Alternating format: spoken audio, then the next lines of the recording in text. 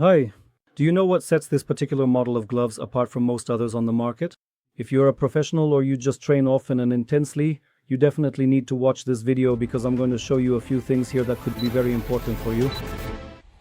Hey, welcome to another episode of Fighters Backstage. Today I want to show you our new model of gloves from the ProFighter series. As the name of the model itself suggests, these gloves are primarily intended for people who train professionally or train very intensively and regularly and need gloves that will simply perform well under such intense training loads. What is most important about these gloves? Above all, excellent ergonomics. This is something we worked on for a very long time because we spent over a year developing this glove model, collaborating here with boxers, kickboxers and MMA fighters. Honestly, developing a model that ensures the hand is anatomically well positioned and that the glove effectively absorbs impacts at the same time took quite a lot of time, but I think it was worth it. Let me highlight and show you a few things here that are particularly important. First of all, the grip bar. This grip bar, or pressure roll, is not sewn into the glove in a straight line but at an angle. The best way to explain this is by using the example of a clenched fist. If you have a properly clenched fist, that fist is not positioned straight, but rather at an angle toward the little finger. This indicator clearly shows that if the pressure roll were straight, it would cause the fist to be positioned in a slightly unnatural way. While for beginners and intermediate individuals this doesn't matter as much since the loads on the wrists aren't that high, for professional athletes this is crucial. And now, notice that with a diagonally sewn grip bar, everything behaves anatomically correctly. However, if this particular grip bar were to be sewn in a more traditional, straight and conventional way, it could potentially result in two distinct things.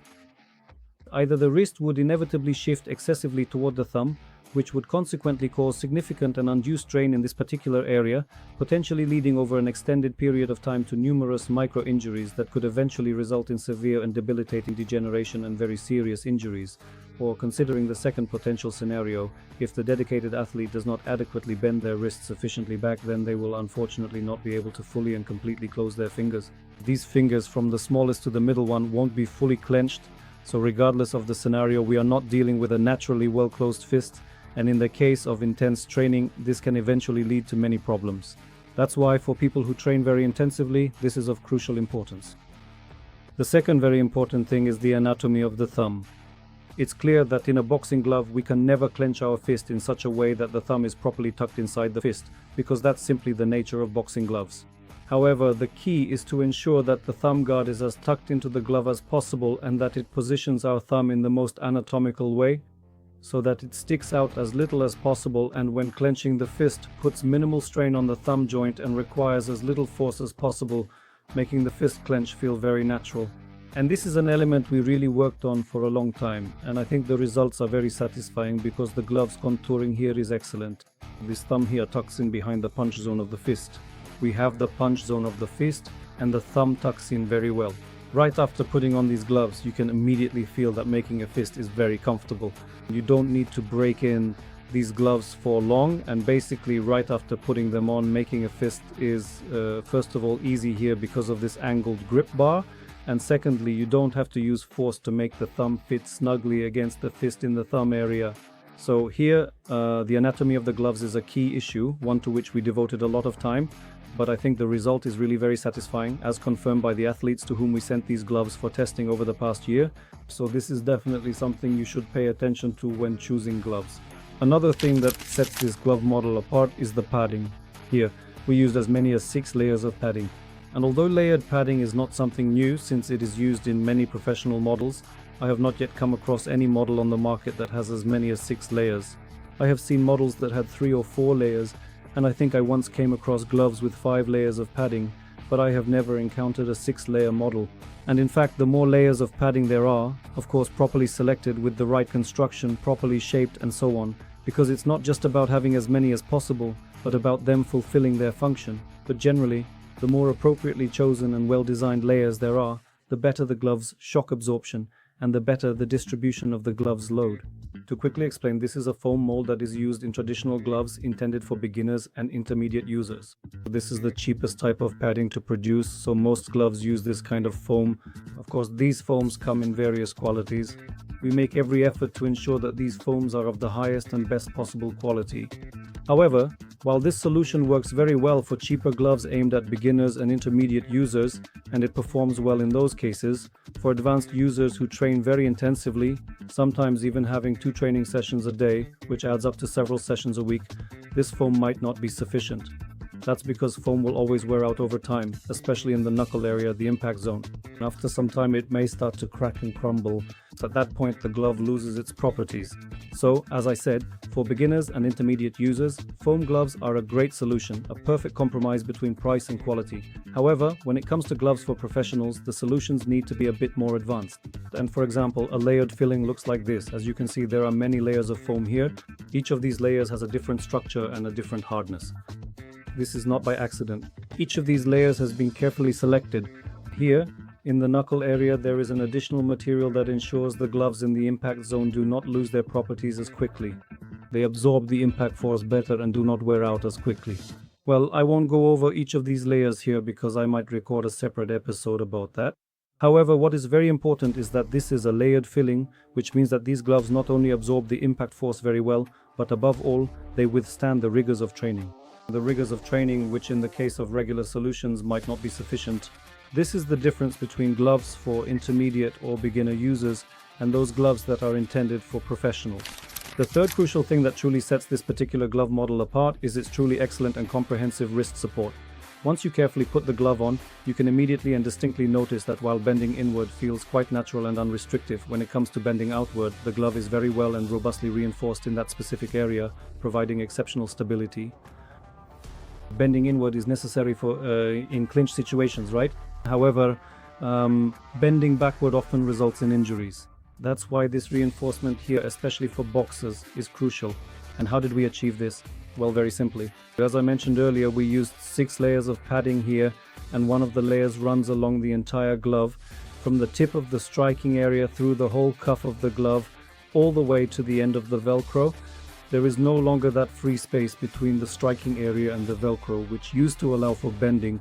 Instead, this single continuous layer creates very good reinforcement, and when we add a stiff solid Velcro strap to that, the reinforcement is really at a very high level. I think this is something that boxers will especially appreciate because in their case, this reinforcement reduces the strain on the wrists and lowers the risk of injury, so it's something every boxer values and something that was particularly praised by boxers during the testing phase. Another thing worth noting in this model is the use of very high quality materials. Here we used natural cowhide leather, which is characterized by excellent flexibility, very high durability, and at the same time looks very aesthetically pleasing. All the key seams have been meticulously double stitched, very neatly and precisely, in a highly aesthetic and visually appealing manner, using exceptionally strong and reinforced core threads as well. So the craftsmanship here is truly very meticulous and incredibly detailed, primarily to ensure exceptionally high durability and long-lasting performance, but also significantly for its overall appearance. Of course, this premium quality glove also absolutely needs to look good. It should be genuinely pleasing to the eye and aesthetically delightful for the wearer and observers alike. Obviously, construction and durability are the most important, but the aesthetics of the workmanship are also at a very high level. The same goes for the Velcro.